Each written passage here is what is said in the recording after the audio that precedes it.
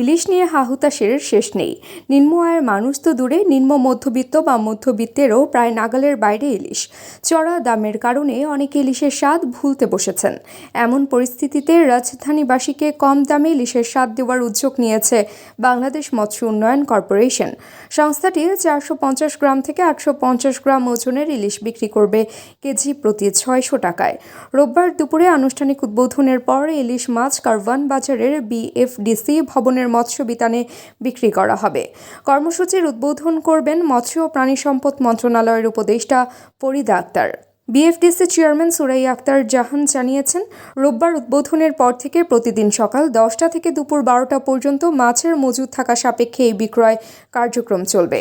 বিএফডিসির পরিচালক অদ্বৈত চন্দ্র দাস বলেন, এই লটে বিক্রয়যোগ্য ইলিশ মাছের পরিমাণ 850 কেজি। ক্রেতারা আগে এলে আগে পাবেন। আমরা ধারণা করছি 1 সপ্তাহের মধ্যে সব মাছ বিক্রি হয়ে যাবে।